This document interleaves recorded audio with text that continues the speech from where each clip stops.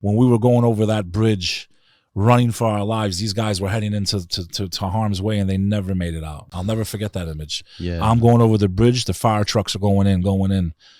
These men and women never came back out, man. Some of those people, man, that were there, some of those firefighters and people, those rescuers that were there that day are today really fucked up. But that's what I missed, though. See, as horrible as that event was, the aftermath was amazing.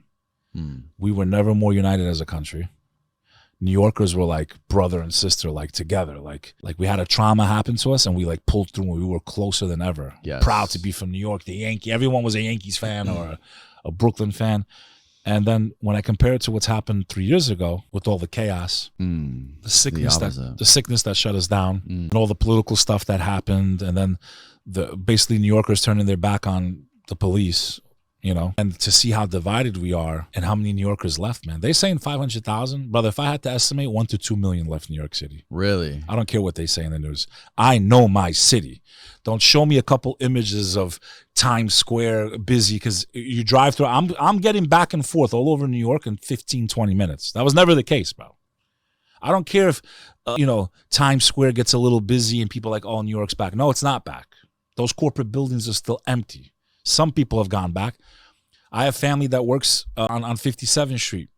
They haven't been back to their office in 3 years. This is one of the biggest companies, and I don't want to say what industry, but very big company that if I mention their name, you'll know exactly who they are. And they haven't gone back. That's the core of Manhattan. Now they're talking about maybe we should convert these office buildings into residential. That means your city, the city that I knew, the city that terrorists couldn't destroy, right, is never coming back to what I knew it as. It's gone. I'm never going to see it again. I posted today on my Instagram. I made a video about it. I don't think I'll ever see the New York that I knew. And to me, it's devastating. I love my city. I love, like you said, growing up there. Do you know why I love New York? Because I may never feel safe enough to go to Afghanistan, but if I wanted to learn about the Afghani people, I can go to the Afghani restaurant on 9th Avenue, sit down with Muhammad, explain to me about how his family fought the Russians and then he made it out alive. And I get to experience this culture and the food, and it's authentic as hell, as if I was in Kabul. And I've been all over the world, man. Ain't nobody touching New York's food.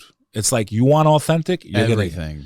And you have this fusion of amazing things that happen. And the one thing that really stood out to me is, like, one day I'm at the park watching my kid, and I see this Hasidic Jewish woman. She's covered, you know, the way the Hasidims are. And I see this Middle Eastern woman, this Arab woman.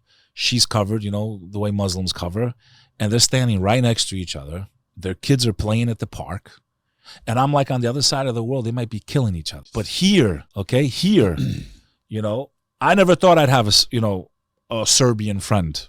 I made one. It took me a long time, right? Because everything that happened to me, the trauma, to be bigger and to understand that we can't judge everyone and put everyone into one basket, and that we need to grow as people and as a society to just kind of like, you got to remember, everyone's going to try to defend their own first. And even if you're right, they've been put through propaganda. They're not going to believe your version of events. And like, when we stop talking, that's when bullets start flying. And to see people in New York City who I know would be killing each other or hate each other, their kids are playing together.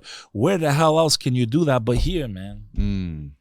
I've been to other parts of the country. Europe is not as open as we are, man. You visit places in Germany, no offense to Germany, I've been to Germany 30 times. I didn't feel the warmth as much, you know?